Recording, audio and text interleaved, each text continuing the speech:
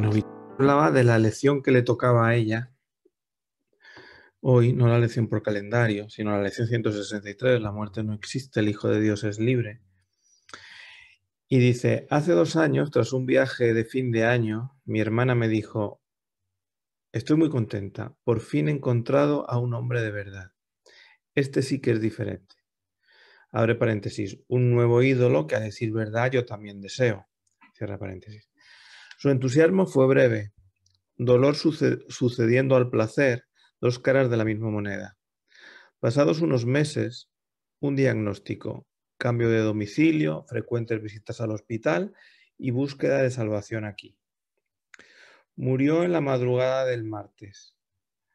Mañana, mi hermana, rota por el dolor, regresa a su domicilio. Imposible hablarle del curso en estos momentos. ¿Cómo ayudarla si yo misma creo que la muerte es real? A nivel teórico lo entiendo, pero ¿cómo llevarlo a la práctica? ¿Cómo vivir con esa conciencia de eternidad? Y está muy bellamente formulada la pregunta. Y evidentemente esto es algo que no se puede forzar. Quiero decir que tú conoces la teoría perfectamente, tú la conoces perfectamente. Y una teoría hueca ahora, sencillamente esgrimida frente a ti, el Hijo de Dios es eterno, etcétera, etcétera, no ayuda a gran cosa en un momento como este, ¿no? Entonces yo creo que la única forma de vivir esto es respetando los tiempos, ¿no? Aquí tú das muchísimas claves, ¿no? Evidentemente a nosotros se nos está advirtiendo continuamente en el curso de que hoy lo hemos leído. Y casi te diría que todo está respondido con lo que hemos leído hoy, ¿no? Se paga un alto precio, el curso decía, un precio exorbitante por cada ídolo que valoramos aquí. Hay un pasaje en el curso en el que se dice, cada cosa que valoras aquí es una cadena, una gruesa cadena que te ata a este mundo. Y esto es algo que en algún momento tendremos que aceptar. El hecho de que alguien diga, estoy muy contenta porque por fin he encontrado un hombre de verdad, esto es una condena anticipatoria, ¿no?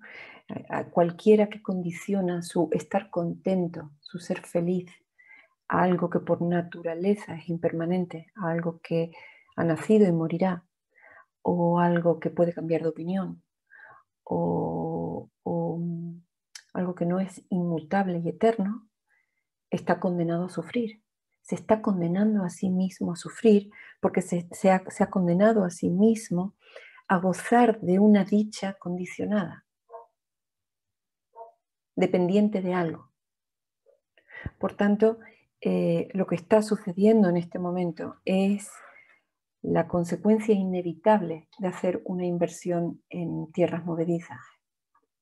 Y tú, muy honestamente, declaras, yo en realidad también deseo esto, también desearía este ídolo, también desearía que en mi vida apareciera un hombre de verdad que pudiera darme la dicha, ¿no? Esta triste situación que tu hermana está viviendo hoy te ha de servir a ti, a todos nosotros, a ella cuando esté lista y preparada para entender lo que ha sucedido, que en el 100% de los casos es cuestión de tiempo, cuando hacemos una inversión en algo que es por naturaleza y definición falso, es decir, temporal, efímero, impermanente, el resultado es la derrota, el resultado es el sufrimiento y la desolación. Y que esto me temo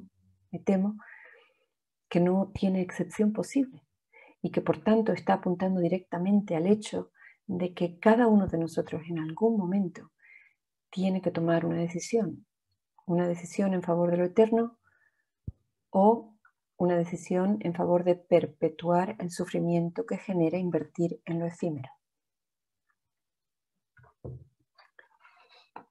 Su entusiasmo fue breve porque duró unos meses antes del diagnóstico.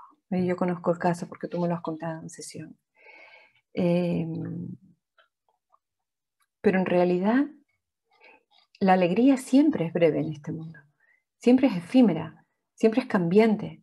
Siempre, siempre, siempre, incluso cuando no sucede algo como esto, el placer y el dolor se suceden. Porque esto es todo lo que el mundo ofrece, no podemos cambiar el mundo, porque el mundo es una película que fue proyectada para explorar una idea de pérdida, de cambio, de limitación, es decir, de muerte. Y ahora simplemente la estamos contemplando. Está ya grabada y está editada y está pasando en secuencia ante nuestros ojos. Y no podemos hacer nada para evitarlo, salvo despertar y comprender que esa película no nos está mostrando la realidad de nuestro ser, sino un instante de enajenación en la que decidimos no conocer nuestro ser. Entonces, ¿qué se puede hacer? Tu pregunta es, ¿cómo ayudarla si yo misma creo que la muerte es real? Aquí tenemos una clave muy grande que tú misma nos das. La única forma de ayudarla es superando yo la muerte. La única forma en la que la puedo ayudar es la forma en la que yo me libero de esa idea de limitación que llamamos muerte.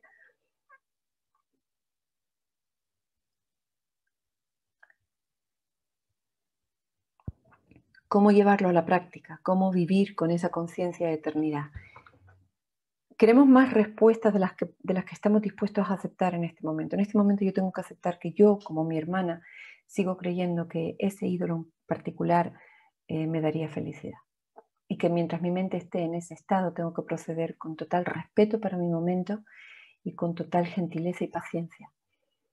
Pero, al mismo tiempo, y esto me consta que tú lo haces, tengo que determinadamente y disciplinadamente practicar mi propia sadhana con mi propio camino espiritual hasta que se produzca un cambio en mí, hasta que toda esta teoría que tú dices conocer y que evidentemente conoces, produzca un cambio operativo, se convierta en un conocimiento operativo, en un conocimiento transformador, en un conocimiento que yo puedo aplicar con poder a situaciones como esta.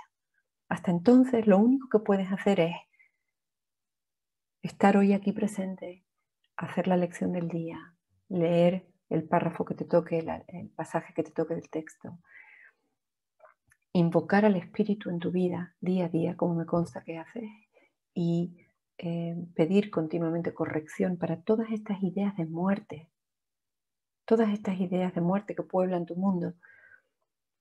En la lección que te toca hoy por calendario, la 163, justamente se dice eso. Nosotros tendemos a pensar que la muerte es lo que le sucede al cuerpo al final de la vida, ¿no? Pero la muerte es toda inversión que hacemos en un ser falso que está destinado a morir. Es decir, cada vez que nos sentimos impotentes, que nos sentimos tristes, que estamos disgustados, que estamos ofendidos, cada vez que hacemos planes para mejorar la calidad de nuestra felicidad en el futuro o que añoramos la felicidad pasada, cada vez que hacemos eso, estamos haciendo una inversión en muerte.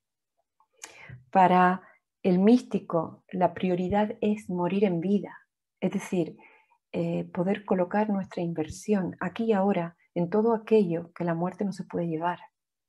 Y lo demás, entregarlo a nosotros ya, soltarlo.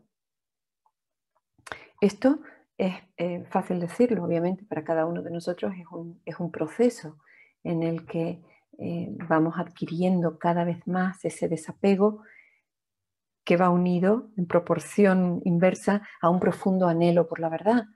Entonces, ¿qué podemos hacer? Solo eso, continuar adelante con nuestra práctica, continuar adelante.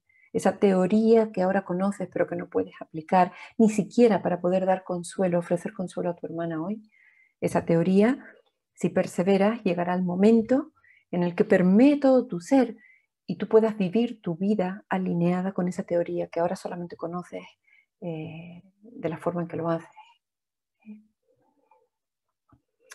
Es muy esperanzador escuchar la muerte no existe, el Hijo de Dios es libre, pero es muy desolador no podérselo creer.